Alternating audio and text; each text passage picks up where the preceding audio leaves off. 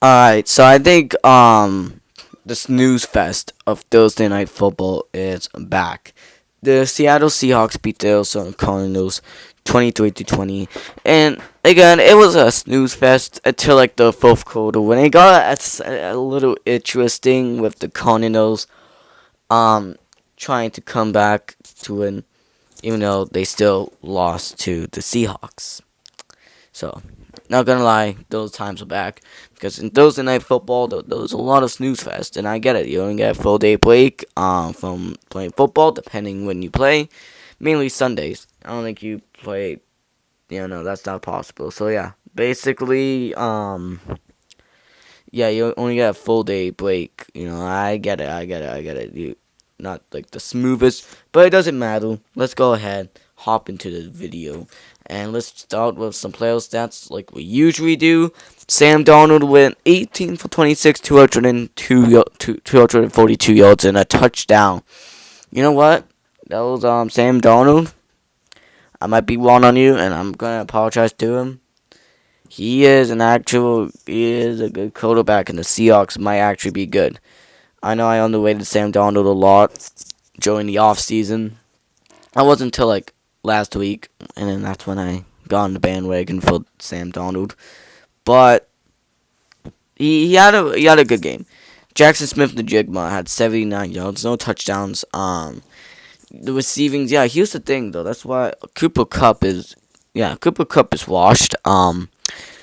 Yeah, full receptions, 26 yards. Yeah, you probably have to get rid of him for wide receiver too. But Cooper Cup is so like washed. That's why the Rams released him during free agency.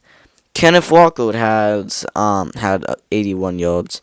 Then Sack, I'm not pronouncing that last name. No, I don't even wanna. Had 39 yards and a touchdown. I had him bench in fantasy football, and he's probably gonna perform better than Chase fucking Brown. So I'm so smart. I'm probably gonna go 0-4 soon. Don't make fun of me. Alright. Defense performed pretty well. Drake Thomas got a sack. Then they got Leonard Williams, who had a 1.5 sack, and this guy, some random all name, I'm not even gonna pronounce that, had 2 sacks. Holy shit! Then Devin Witherspoon didn't do much, and then Jones the fourth got a half sack and an interception. The Seattle's defense did a lot. Kobe Bryant got an interception. I didn't know he plays football. Oh, okay, that was okay. Anyways, Kobe Bryant got an interception.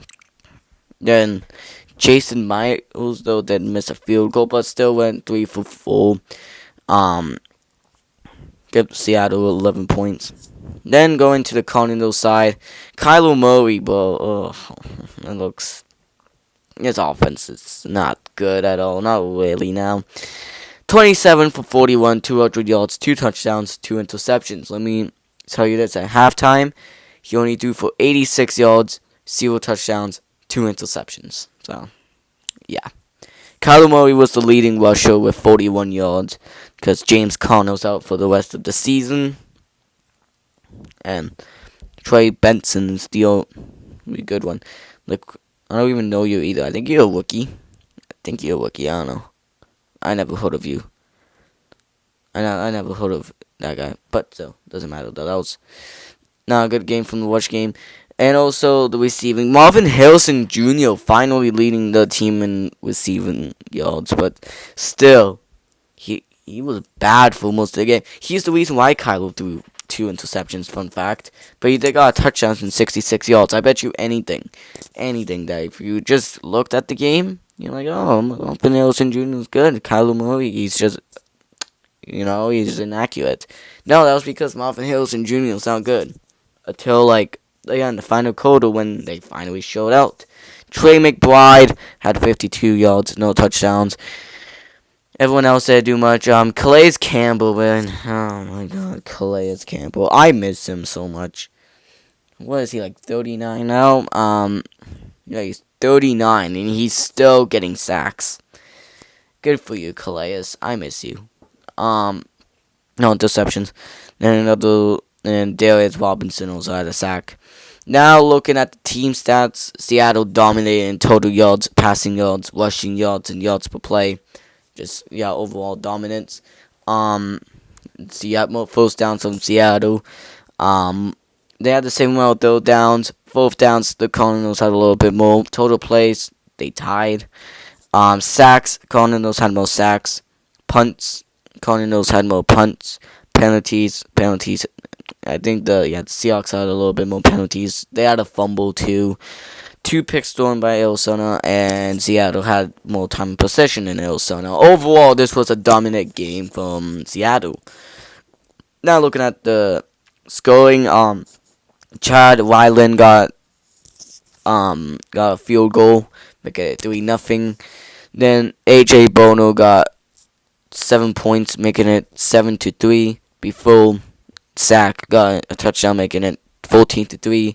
And then they have a field goal. So it was 14-3 at the half. It was kind of a snooze fest. They got Jason Miles field goal 17-3. Then Chad Ryland again got 17-6. This game was an absolute fucking snooze fest until the fourth quarter. Jason Miles had a end field goal, so it was 20-6. Then Marvin Harrison Jr. got a touchdown, and then they got another touchdown, making it 20-20 before Jason Miles clinch up and make that final second field goal. And also, Chad Ryland also could have also sold the game to Arizona because they could have won if he didn't cause a penalty, because he did a penalty and kind of fucked the Cardinals over, making them lose the game. But if he did something, the Cardinals could have won the game. Overall, the Cardinals still lost. This was a domination by Seattle, though. I'm just saying, like, Seattle did dominate the game mostly. And yeah, I